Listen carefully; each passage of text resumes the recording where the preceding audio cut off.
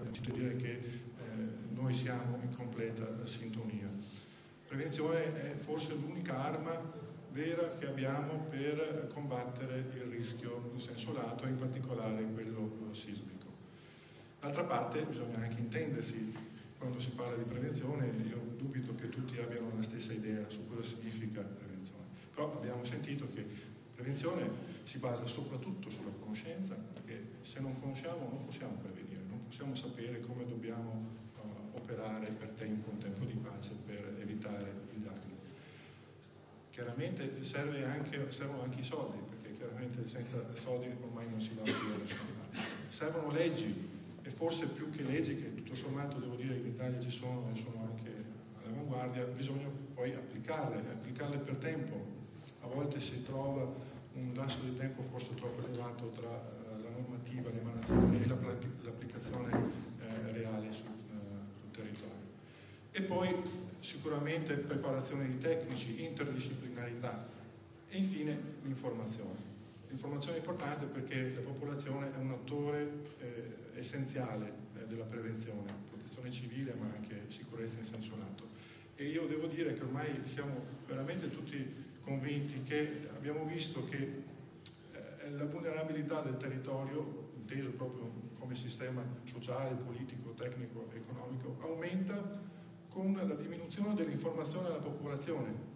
Ecco perché qui oggi, anche se veramente siamo ancora in emergenza da un certo punto di vista per quello che è successo con il terremoto qui da noi e nei territori vicini, volevamo parlare di prevenzione e cominciare a mettere sul tavolo un po' tutti questi aspetti e diffondere una cultura, cioè non diffondere, aiutare, cioè stimolare questa diffusione della cultura della prevenzione, che chiaramente non può essere solo dei geologi, ma di tutti assieme dobbiamo affrontare questi problemi e trovare la soluzione. Io direi di partire, prima però di dare la parola alle nostre cariche ordinistiche, quelle dei geologi che ci faranno una panoramica di quelli che sono i problemi sulle varie realtà sia locali che nazionali.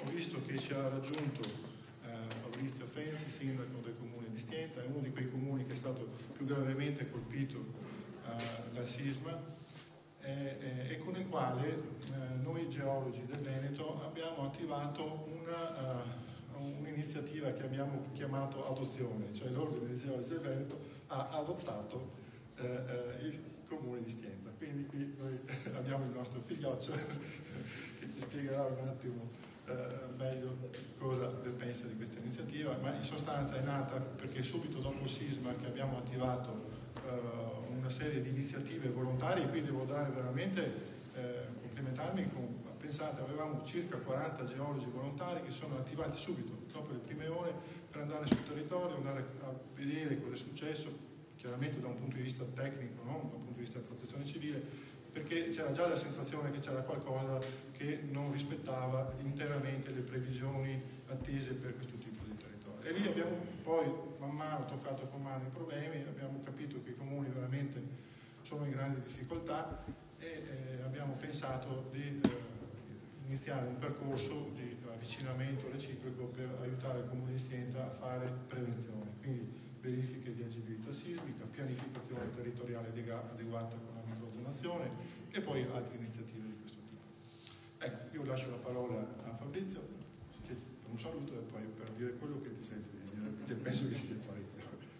No, solo 5 minuti. Intanto ringrazio il prefetto Gabrielli e l'Ordine dei Geologi Veneti, tutti i geologi qui riuniti, che hanno dimostrato che si può fare non beneficenza, ma si può fare davvero cultura anche con volontariato. Dispiace che si debba partire sempre dal volontariato, non perché chi paga poi alla fine ha più ragione o chi come dire, nel comportamento compassionevole aiuta il bisognoso si innalza un po'.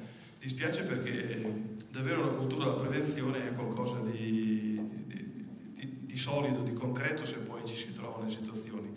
L'esperienza nostra di Stienta è stata come tutta la pianura padana, dove non doveva mai succedere niente, invece poi il 20 è successo, il 29 si è ripetuto, meno gravemente sicuramente dei nostri concittadini e vicini, insomma, dell'Emilia Romagna, però è successo anche da noi questo grave problema che ha portato danni seri grande pressione nella popolazione. Qui come c'è anche il sindaco di Ficarolo, che è diventato poi il centro della regia degli interventi nel nostro territorio, insomma le cose le conoscete. Io vorrei trasmettervi due sensazioni fondamentali. Mi sembra davvero che siamo ancora nel retaggio dove nel cielo c'è il paradiso e sottoterra c'è l'inferno, per cui i geologi in qualche modo hanno a che fare con l'inferno. Perché dico questo? Non ci sono bambini qua dentro, immagino, perché davvero quel che è sotto il suolo è in qualche modo ostaggio, secondo me, di davvero di un retaggio del passato. Ora, se è base fondamentale per la nostra vita quotidiana, e così deve essere, ci appoggiamo tutti lì, non è comprensibile perché da molti anni, e questo l'ho imparato a mie spese dopo questo evento, da molti anni si sanno le cose e invece ci si immagina che non sia così. Allora, nell'immaginario collettivo posso ben capire che possano volare fantasie, ma nelle non tanto segrete stanze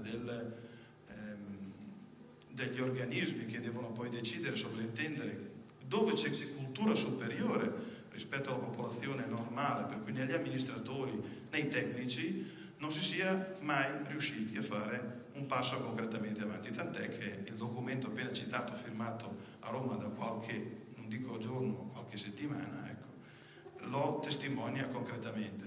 Questo documento forse qualche 20 anni che si doveva firmare, invece siamo arrivati oggi. L'Italia credo non sia solo un paese dei ritardi, siamo una popolazione fantastica, lo dimostrano gli oltre 40 geologi che si sono messi a disposizione, ma erano lì anche prima. E il fatto che il piccolo sindaco del comune di Stienta o del piccolo comune di Stienta impari a sue spese cosa voglia dire e come sono messi i suoi edifici e perché sono messi così e chi li ha progettati e cosa ha pensato e cosa ha fatto solo dopo l'evento, questo mi ha dato molto da pensare. Io non credevo ci fosse stato bisogno del mio intervento all'Archivio di Stato per reperire i progetti, nel vedere come un ingegnere di 100 anni fa ha costruito un edificio scolastico, ma ho dovuto farlo perché la popolazione era convinta che un edificio di 100 anni fosse vecchio. Adesso siamo in epoca di rottamazione, per cui si rottamava anche questo edificio, che non ha subito, diciamo così, danni visibili. E poi abbiamo scoperto che chi progettava opere pubbliche 100 anni fa lo faceva molto concretamente, molto correttamente, tant'è che l'opera è ancora lì. E forse dovremmo imparare qualcosa dagli ingegneri che allora facevano tutti i calcoli con la matita. Non vi voglio tediare. La seconda cosa che ho imparato è, diciamo, stato la grande difficoltà della burocrazia, e qui ringrazio il prefetto perché ci è stato vicino nei giorni del bisogno. Sapete tutti che la nuova legge sulla protezione civile è entrata in vigore il 18 o 17 di maggio, il 20 c'è stato l'evento, per cui completamente tutti spiazzati, e completamente spiazzati anche chi poi doveva cavalcare questa tigre, diciamo, difficoltosa. E dentro questo ambito ci siamo ancora, perché non siamo tutti uguali come amministratori, ci sono state modi di operare diversi negli ambiti regionali, tant'è che nella regione Emilia-Romagna i vicecommissari sono i sindaci, qua nel Veneto no, cioè ci sarà una fondamentale differenza fra le popolazioni, non lo so, però di là i sindaci partecipano attivamente a quello che si sta facendo nei territori, di qua invece siamo ancora commissariati, non siamo commissari, siamo commissariati e c'è una bella differenza. Per cui ecco, anche la politica dovrebbe fare una, non mea culpa, ma scrollarsi di dosso alcune tematiche, e capisco il perché del nostro Presidente della Regione. Sapete gli eventi dell'anno scorso che hanno portato all'alluvione, molti Baglione, insomma lo conoscete. Poi oggi la Regione si trova a dover restituire i fondi che ha erogato prontamente, le procedure, le carte, montagne di carte, stiamo facendo montagne di carte. Ben venga per cui la norma che oggi in Parlamento stanno cercando di approvare, anche se con difficoltà, per quanto riguarda la corruzione, perché questo è il tema. Le carte si fanno per evitare tutto questo problema che affligge l'Italia purtroppo gravemente.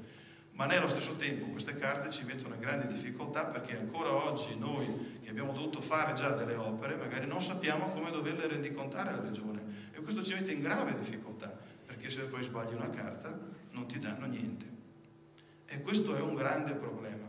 Per cui io chiudo qui, perché il vostro incontro di oggi è sicuramente interessante, non per quel che dico io, ma per quel che anch'io vorrei sentire dagli illustri colleghi che sono qui e che ci onoro della presenza qui a Rovigo, ma perché davvero lavorare insieme vuol dire arrivare cocciutamente, come ci ha dimostrato l'Ordine dei Geologi anche a livello nazionale, nel voler contare e firmare e dire la propria negli ambiti che contano, seriamente, con competenza, e non facendo finta che tanto va bene lo stesso se non si firma. Non è vero.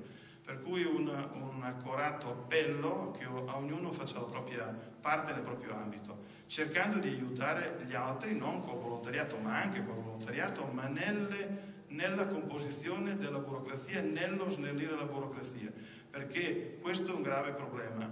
Oggi si stanno facendo carte per tenere buona la sedia a qualcuno, e questo non va bene. Bisogna fare carte per aiutare altre persone, per stabilire che c'è, come dire, correttezza, che c'è trasparenza, che si va verso una direzione dove i soldi vengono impegnati per cose concrete e necessarie e non per altri fini. Questo deve essere, la burocrazia deve essere di aiuto, non di intralcio. Oggi invece è di intralcio. Vi ringrazio.